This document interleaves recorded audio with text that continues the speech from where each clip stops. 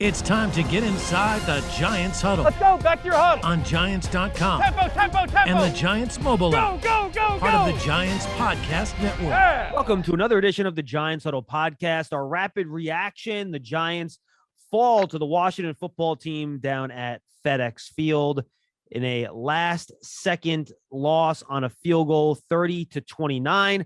Joining me this week is the one and only Super Bowl champion, Carl Banks. Mr. Banks, I would say, how do you feel about this game after sleeping on it? But I know neither one of us really did much sleeping. So about 14 hours later, what are your thoughts? Well, I said it during the final seconds of the game. The Giants earned that defeat. They did everything possible to prevent themselves from winning. And look, I'm going to give a optimistic view on this, and this is not to convince any Giants fan out there that there's a light at the end of the tunnel. I think it's up to the players themselves to change the narrative. So there were some things that they can build on, but it's the little things that they've got to eliminate, John. I think when the quarterback has the game that he has, and everyone coming into this game, the narrative was that the quarterback was no good, blah blah blah. You got that whole thing. He played as good a football game as you could expect him to play. He passed the ball well. I think he had a pretty high percentage completion. Yep. And you take 3 drops that were catchable passes. I think it was 2 by Galladay and then a 1 big one to Darius Slayton. He's probably in the high 80 percentile in completions. What was his completion for the game? He was at 62. I think if you account for the drops, I think they had him over 70, which is still very good. Yeah. So made great decisions with the football. We talk about, and he ran it well too, by the way. Right. I was going to say, you talk about the Giants not having a running game. Well, his yardage counts. So if you put his yards with Saquon Barkley's yards, these are not like ancillary yards by the quarterback. These are design run plays. They weren't scrambles where he took off. They had design runs for him. So he counts in the run game. It's no different than when you do a tally on the Baltimore Ravens when Lamar Jackson's running the ball with design runs. So the run game, yes, if you want to see pure running from the running back, then you got to get a little bit more. But when you look at their impact, the running game's impact on this game and their production, it was good. That said, we talked, about, let's just say the narrative about the play calling by Jason Garrett. They made some adjustments in this game. They were more trap oriented. They had a lot of pullers in there. And I will tell you this, John, just looking at the film, and I haven't done a deep dive into it, but Saquon Barkley has to be better in some of those situations. Like, they had some of the stuff blocked. He gets in and he trips or he stumbles and falls down. I think this is part of his comeback progression. You saw sometimes in the game where his eyes and his feet were in sync. There were other times where the feet would not sync with the eyes. He was trying to do something and just didn't settle himself to complete the process. And I saw that a few times on like some of the counter plays and some of the traps where he's got 2 blockers. He's got hat on hat by his lineman, and he's trying to get the body and the mind, or the body and the eyes and the footwork in the same direction. He just kind of stumbles down. That's going to come with time. with Saquon, but that time has to come relatively fast now. And I'm sure the more he sees it, the better he'll be at it. But the instincts you can see are there, but they're not synced up quite yet. Because there were a few times I saw him run in there, he just stumbled. I'm like, boy, if he stays on his feet here, he's going to get the necessary yards and then some.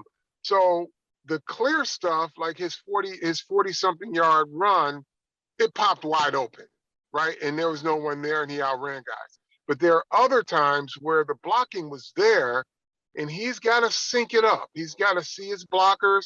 He's got to see the opportunity, and the body and the feet and the eyes have all got to be together, and he has to calm himself a bit so that he can execute the process. And I think that's going to come.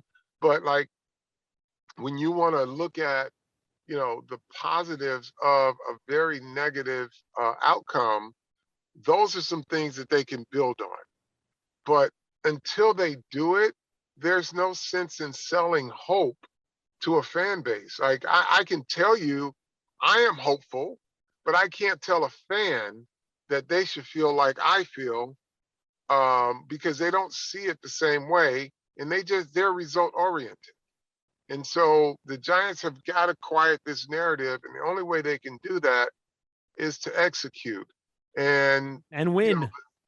Right. Well, execution will result in wins because they did enough good things to win the football game, but they did more bad things to lose it. And they were just little things, And so the bigger concern for me is not the offense. Like the offensive line, again, did an adequate job pass protecting. Yeah, they gave up some sacks, but look who you're going against. That's going to happen.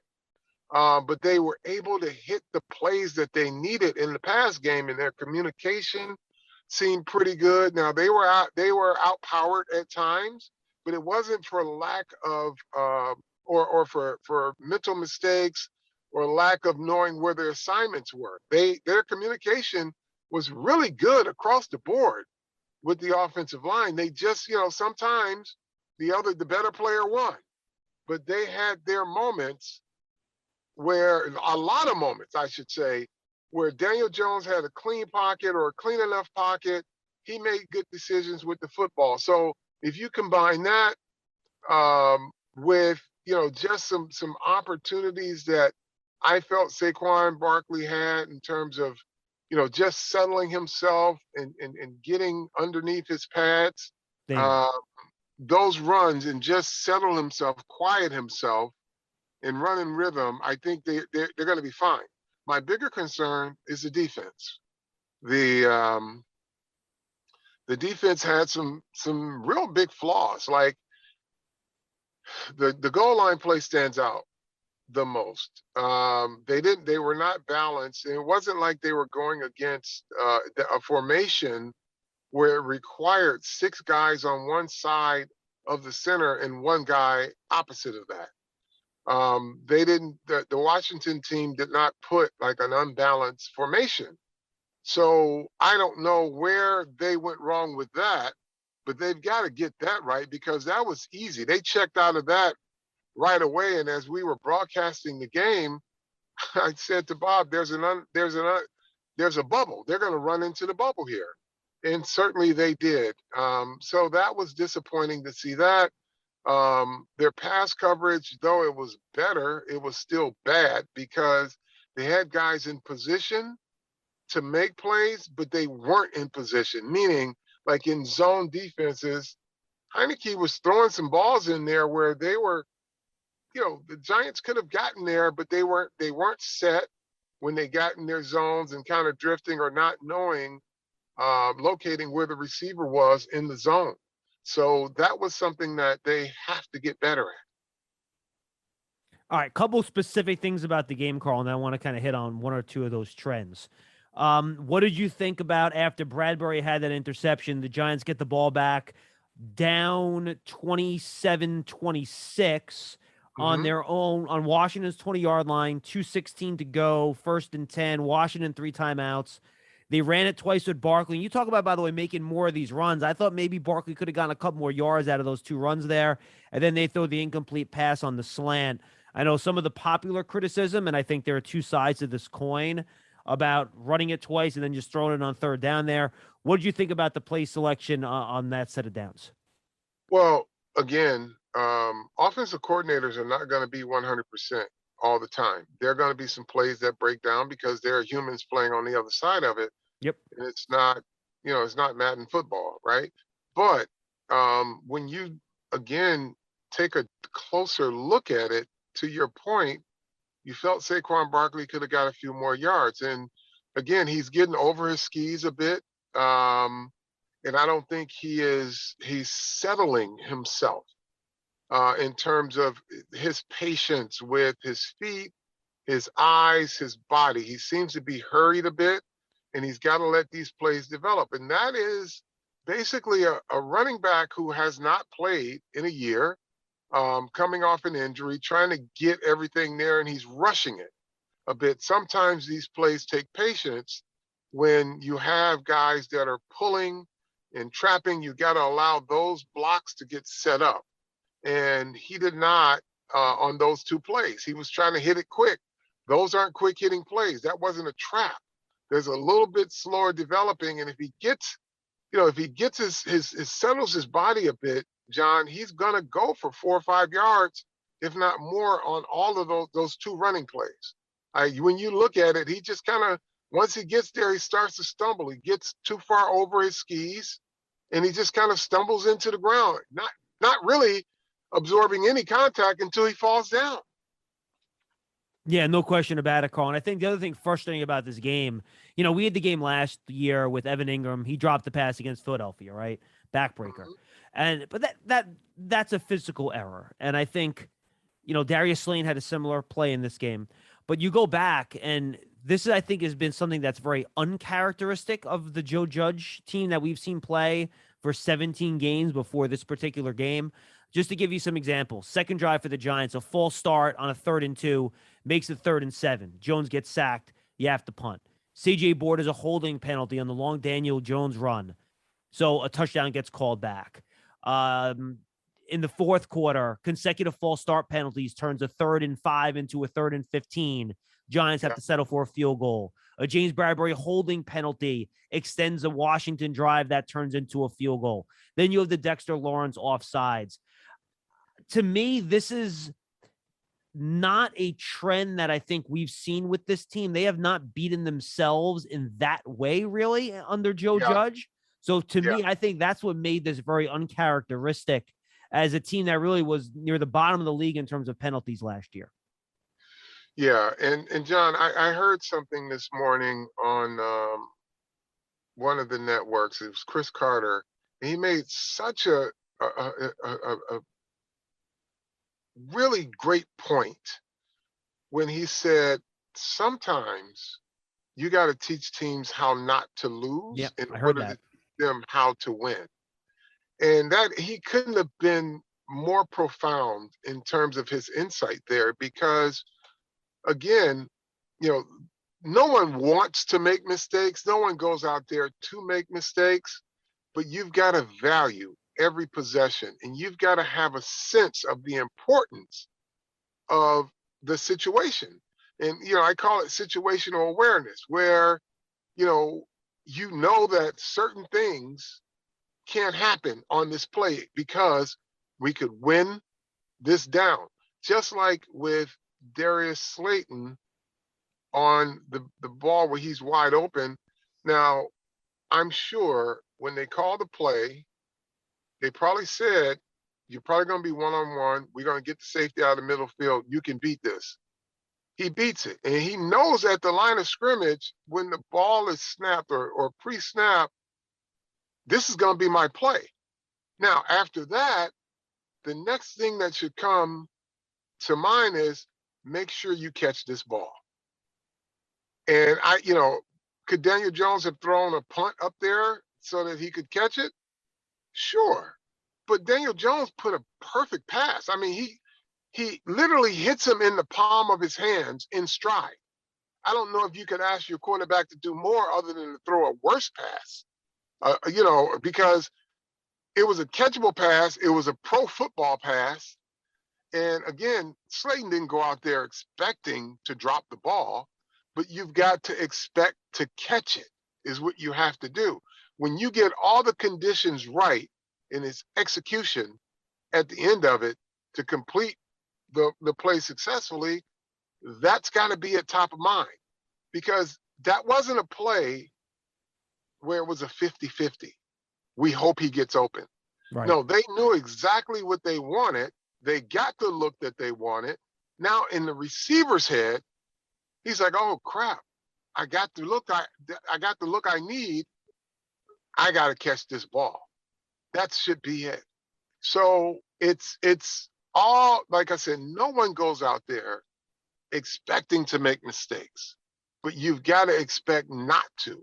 You've got to know that these things in these situations are important. And that's where this team is right now. And like you said, it's uncharacteristic because of all the things that they could control, they failed in crucial situations.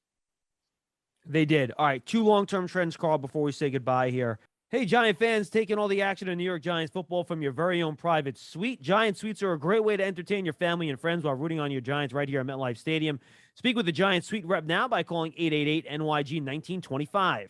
You already kind of mentioned this already, but I could not be in more agreement. This is what I said on Big Blue Kickoff Live just an hour ago, whenever that show was. I'm half sleeping. But you can fix penalties. Those are momentary mistakes. It's a momentary mistake to drop a pass. You can fix all that. But I think the trend we've seen now with the defense the first 2 weeks of this year, and frankly, Carl, even if you go back, the Arizona, the Cleveland, the Baltimore games, and the last year, not great either in terms of how the defense played, but it's a new team. So let's focus on the first 2 games this year. What needs to happen for this pass defense to shore up here in terms of just being stickier with coverage? Is it the pass rush not impacting the quarterback at all? Is it a combination? How does this defense just frankly play better, especially against the pass? Okay, it's simple. Attention to detail. So the Denver game, they were just outcoached, right? They had guys blatantly wide open. In this game, they had guys in the vicinity, not the general vicinity, but the immediate vicinity, that just weren't in position to make plays. So that they have to be more, I want to say attention to detail, but more urgent. They have to be more sudden in the things that they do in those zone defenses, right? Get to your spot, locate receiver, locate quarterback, break on ball. So it's get to your area, locate quarterback, don't locate receiver, and the ball is caught within 6 inches to a foot of where you are. When you're playing zone, the number one thing you got to do is get to your area, settle, find quarterback, find receiver, break. They're 2 of the 3 of the processes there, but they're not getting there sudden enough. There's no urgency in their area drops. You gotta, once you get to your area, it's almost playing man-to-man coverage at that point. And then if you can do that, you're gonna have a better pass rush. Now, that does not exonerate the lack of pass rush, but you could see in some instances where there was pressure on the quarterback, it correlated directly to the coverage that they had. And you talk trends a lot during this conversation. And if we look at the first 2 weeks of trends in the NFL, it's all offenses are getting the ball out of their quarterback's hands. Yep. So you have to be better in coverage to give your pass rush an opportunity. Now, a guy that took a major step forward in his coverage was Jabril Peppers, and him being more physical at the line of scrimmage with the tight end resulted in a sack. And so they've got to be better, and like I said, more urgent, more sudden with their purpose in pass defense. Now, there was some improvement, but not enough improvement to where you can say they got it figured out, because again, they're close, but the offense is better when you're close and not where you're supposed to be. and they had opportunities to make plays probably on about 5 key passes that really got Washington or kept Washington in the game. And if they can correct those things, you'll start to see the defense trend in the right direction. Hey, Giant fans, don't miss out on the return of New York Giants football. The 2021 season is underway, but there's still time to secure your season tickets and root on your Giants at MetLife Stadium. Speak with the Giants ticket representative now to become a season ticket member. Call 888-NYG-1925. We also, by the way, have a special suite package available for September 26th when the Giants retire Eli Manning's jersey. The special suite package includes Eli bobbleheads, jerseys, T-shirts, and more. Speak with the Giants suite rep by calling that same number, 888-NYG-1925, but select option 4. All right, final question. How about the interior of this offensive line now? Shane Lemieux on IR. We don't know when or if he's going to return. Obviously, Nick Gates, just a horrific leg injury. He's not, Yep. I mean, they haven't announced anything, but I think it's safe to assume he's not going to be back this year. You have Billy Price, Ben Bredesen. Do you have to change how you're scheming this? How do you think that impacts this team moving forward here? They made the adjustment in game yesterday. And so I think, welcome to the NFL. Injuries happen. Yep. And you just can't cancel a game. You just got to get your guys ready. And I think they did a really good job when Gates went out. Again, their communication across the board was really good. Were they outmanned at times? Sure they were. There were other times where they depleted Chase Young. I mean, he was pass rushing. They had a chip. He was off his feet and on the ground. So they have a plan. They can adjust for the weaknesses in their offensive line if they are assignment conscious. That's what you do.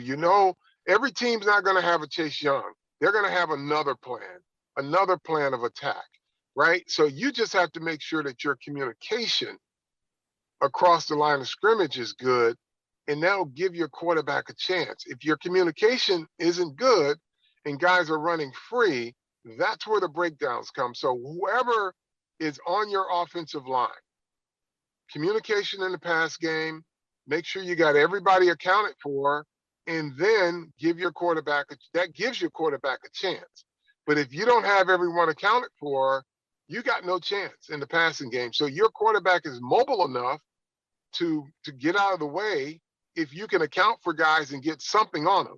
But if you can't, then it's going to be a disaster no matter what the personnel is. So I think the adjustment they made in game due to injury was good. I think they can continue to build on that.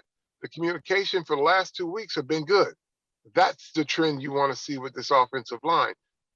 In the run game, you've got Saquon Barkley has got to get himself settled down, be a little more patient with what he's doing. And I think that you'll start to see some immediate improvement there. But again, I'm not selling hope. I'm a realist in terms of how I see it and based on my experience and how I look at film. And I know the personnel, their key personnel. So I think they're going to improve there, but they've got to eliminate the self-defeating errors. Carl, enjoy your weekend. You can watch football like a regular fan without working, and we'll catch up with you next week. All right, bud? Okay, John. Thank you. That's Giant Ring of Honor member and, of course, 2-time Super Bowl champion Carl Banks. We thank you for joining us on the Giants Huddle podcast, which you can find at giants.com/podcast on the Giants app and, of course, on your favorite podcast platforms. I'm John Schmeelk. Thanks for being with us. Enjoy your weekend. We'll talk to you next week on the Giants Huddle podcast.